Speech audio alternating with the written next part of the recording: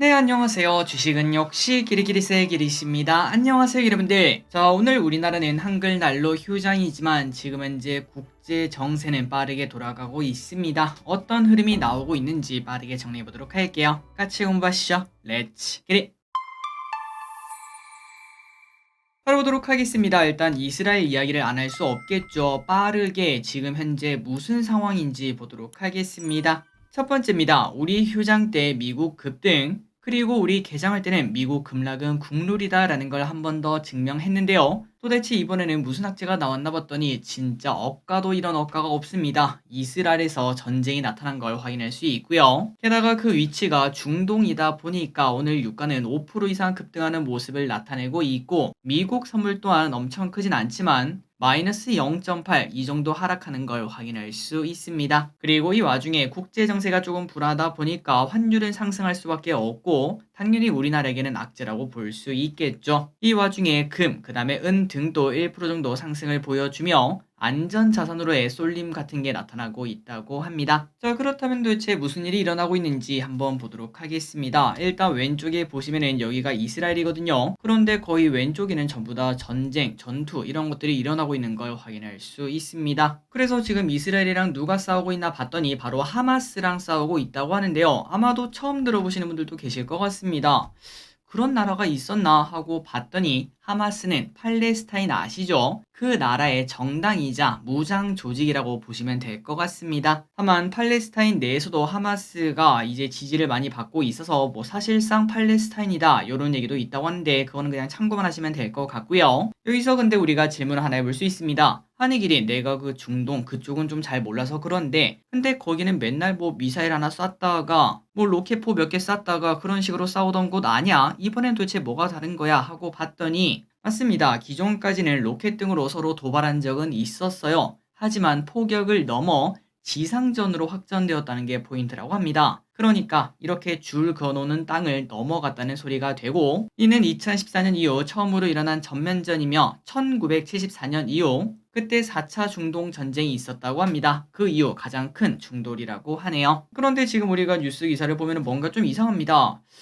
근데 뭐 내가 대충 알아보니까 하마스보다 이스라엘이 훨씬 더 세대. 그렇다면은 하마스는 계란으로 바위치는 뭐 그런 느낌 아니겠습니까? 근데 그렇게 불리한 와중에 그 여론이라도 좀 챙겨야 될 것 같은데 왜 굳이 민간인까지 죽여가면서 전쟁을 키우고 있냐 이런 얘기를 해볼 수 있는데요. 물론 여기에는 여러 이야기가 있습니다. 처음부터 뭐 이스라엘이 잘못했다, 뭐 아니다, 뭐 반대 의견도 있다, 뭐 이런 얘기가 정말 많은데 그거는 그냥 제쳐두고 아마도 이게 가장 클 것으로 보인다고 합니다. 이스라엘과 사우디아라비아가 최근 들어 관계 정상화를 위해서 열심히 노력하고 있었거든요. 그런데 그 관계 정상화를 견제하기 위해서 팔레스타인 내에 하마스가 나선 것으로 현재 보인다고 합니다. 그리고 그 이유는 이때까지 팔레스타인을 사우디가 지속적으로 지원한 바 있는데 만약에 이스라엘이랑 그 다음에 사우디가 좀 친하게 된다면은 당연히 이때까지 받던 지원, 그 지원이 좀 줄어들지 않겠습니까? 그래서 그런 부분이 가장 크게 작용한 것으로 현재 보인다고 합니다. 그리고 몇몇 전문가들의 말에 따르면은 전쟁이 일어날 수밖에 없던 완전 일촉즉발의 상황이었다고 해요. 그만큼 우리는 반대쪽에 있는 나라다 보니까 전혀 우리가 이런 상황은 몰랐지만 하지만 언제 일어나도 이상하지 않은 그러한 상황인 걸 확인할 수 있었다고 합니다.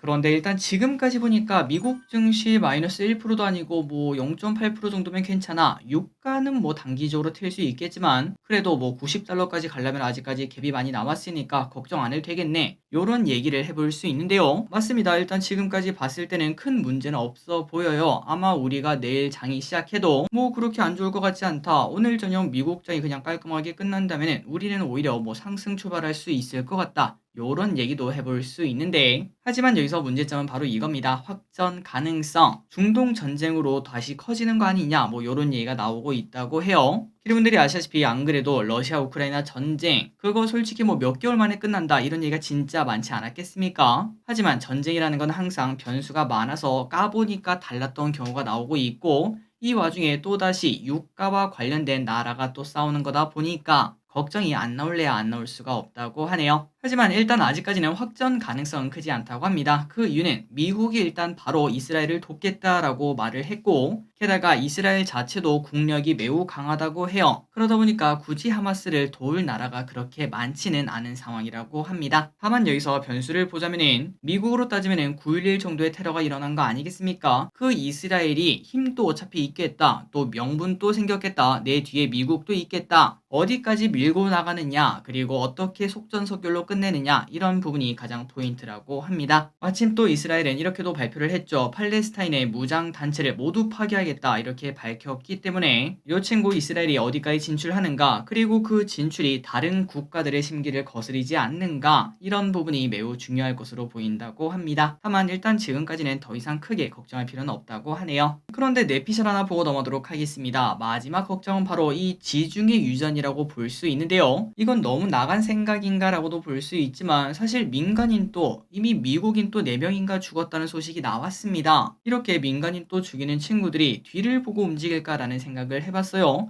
그래서 도대체 뭔 소린가, 뭘 걱정해야 되는가 봤더니, 아시는 분들은 아시고 계실 거라고 생각합니다. 이스라엘, 이때까지 중동 국가랑 사이가 안 좋다 보니까 에너지 수급에 꽤나 차질을 많이 빚어왔거든요. 그래서 아유 이거 안 되겠다, 땅이나 파보자, 이거 땅을 딱 파봤더니, 그런데 그 땅이 그냥 땅이 아니라 바다를 파니까 기름이 나오는 걸 확인할 수 있었다고 합니다. 그래서 그때 당시에 야, 성경에 적혀있던 말이 진짜였다, 뭐 이런 얘기도 있었죠. 다만 바로 위에 있는 레바논, 이 나라와 함께 계속 싸우면서 이거는 뭐 내 거니 네 거니 이런 식으로 싸운 바 있었는데, 어쨌든 잘 되어서 올해 초부터 지중해 유전 개발로 지네 나라 거 자급자족하고 남는 거를 수출하는 그러한 국가로 된 걸 확인할 수 있었습니다. 그런데 이 와중에 혹시나 하마스가 그 유전을 건드린다면은 전쟁이 확대되는 건 아니더라도 그래도 유가에는 당연히 영향을 줄 수 있겠구나라는 얘기를 해볼 수 있을 것 같습니다. 그리고 솔직히 뭐 주식시장만 보자면은 우리가 가장 걱정하는 게 유가 상승 아니겠습니까? 유가 상승 이꼴 인플레 자극이라고 볼 수 있고, 결국은 또 금리가 올라가는 거 아니냐, 이러한 걱정으로 이어질 수 있기 때문에 혹시나 여기서 이상한 이야기가 나오지 않는가, 이 부분도 우리가 관심 있게 봐야 될 것 같습니다. 다음입니다. 이제 이스라엘 이야기를 마무리하도록 할게요. 그렇다면 우리 시장의 영향은, 당장 우리가 내일 시장이 열리죠. 일단 오늘 저녁 미국장을 잘 봐야겠지만 가장 우려하는 것은 바로 유가입니다. 왼쪽에 보다시피 유가가 다시 이렇게 급등하는 걸 확인할 수 있고,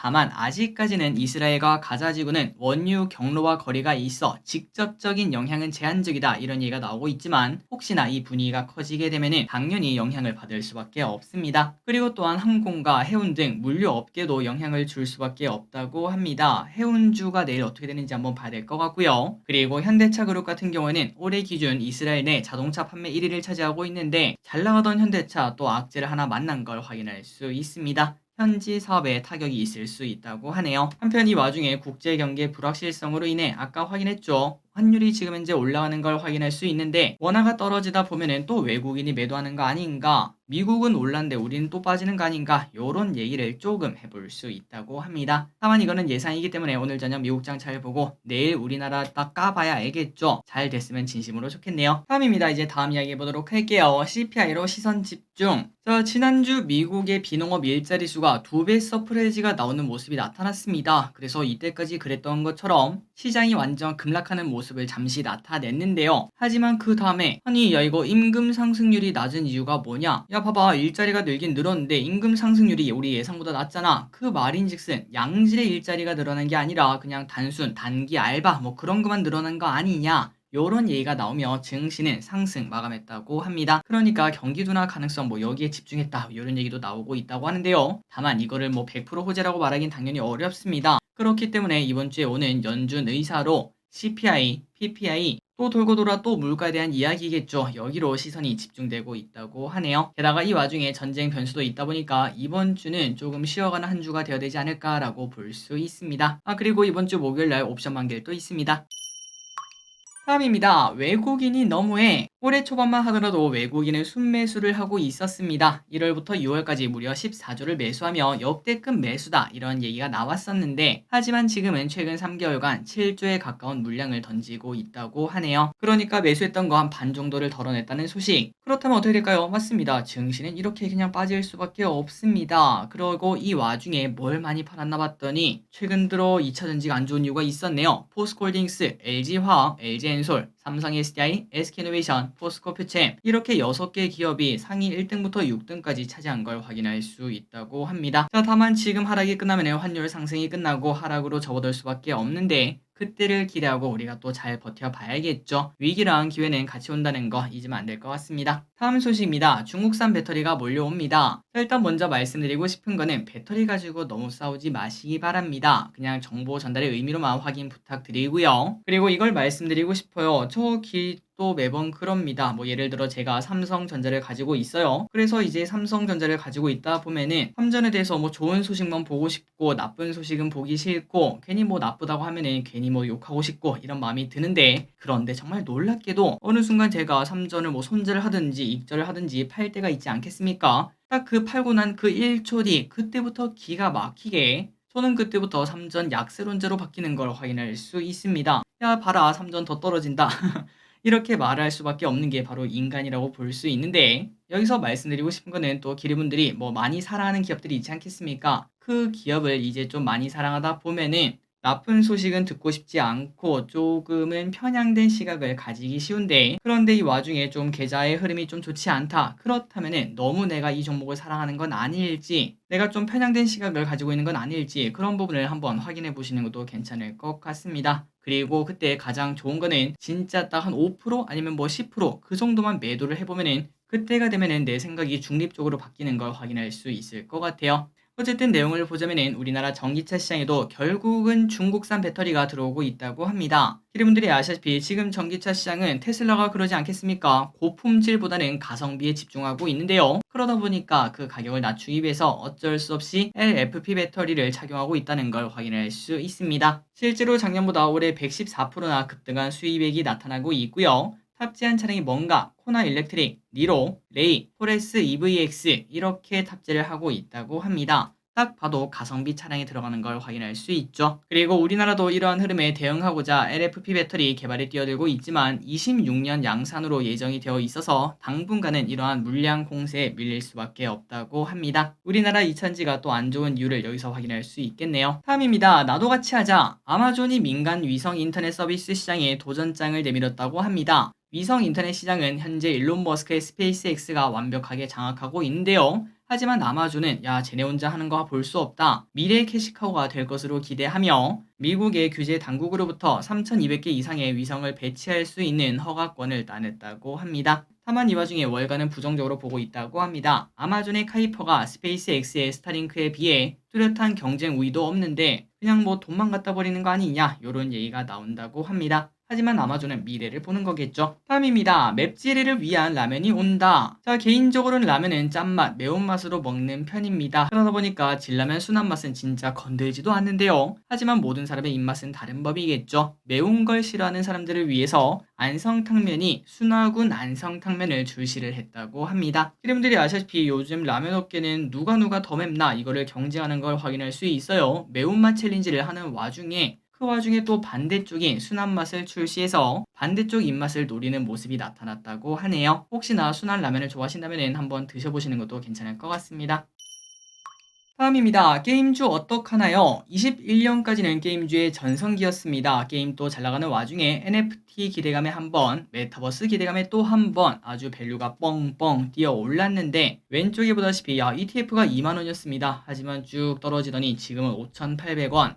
ETF가 이 정도면은 개별 주식은 난리가 났다는 소리겠죠. 고점 대비 80%나 밀려있는 기업들이 수두룩 빽빽하다고 합니다. 그렇다면 이렇게 안 좋은 이유가 뭔가? 일단은 흥행작이 없다는 게 가장 큰 문제겠죠. NC소프트는 이러한 문제점 때문에 100만원에서 20만원까지 밀렸고, 그리고 그 이유는 리니지류 게임에서 못 벗어난다라는 혹평을 계속 듣고 있다고 합니다. 그리고 넷마블도 20만원에서 4만원으로 하락하는 동안 흑자는커녕 적자를 계속 내고 있다고 하며, 게다가 크래프톤 이게 진짜 제일 문제죠. 상장 자체가 사기다, 이러한 얘기가 나올 정도로 주가가 빠지고 있고 기대작인 칼리스토 프로토콜 요 친구까지 망하면서 안 좋은 흐름을 계속 나타내고 있다고 합니다. 그래서 이런 걸 보면은 언제쯤 태양이 뜰까라는 걱정이 드는데, 다만 이렇게 하락하다 보면은 언젠가 바닥권에서 겉터양 그런 게 나왔을 때 잘 잡아야겠죠. 분명 언젠가는 기회가 올 거라고 당연히 생각하고 있습니다. 다음입니다. 하이브리드카 성장 중. 하이브리드카 시장 규모가 빠른 속도로 커지고 있다고 합니다. 올해 9월까지 총 22만 대가 팔렸는데 벌써 지난해 연간 판매 대수 21만 대를 그냥 훌쩍 넘은 걸 확인할 수 있죠. 그렇다면 이렇게 증가한 이유가 뭘까요? 아무래도 친환경에 대한 관심이 많이 높아졌는데, 하지만 전기차는 금액도 부담되고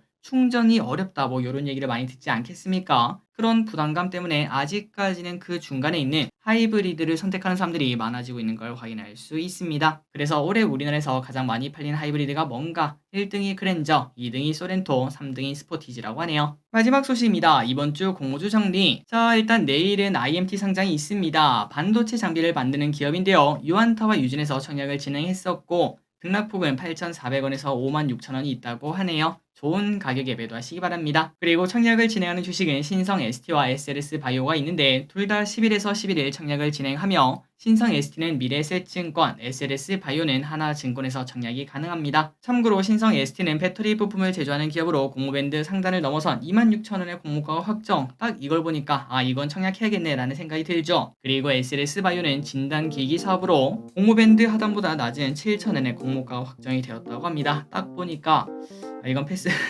패스해야겠네 라는 생각이 드네요. 좋은 결과 있기를 바랍니다. 자, 오늘의 공부 여기까지 끝났습니다. 쉬는 날에도 이렇게 같이 공부해 주셔서 진심으로 감사합니다. 지금까지 길이셨습니다. 빠이요.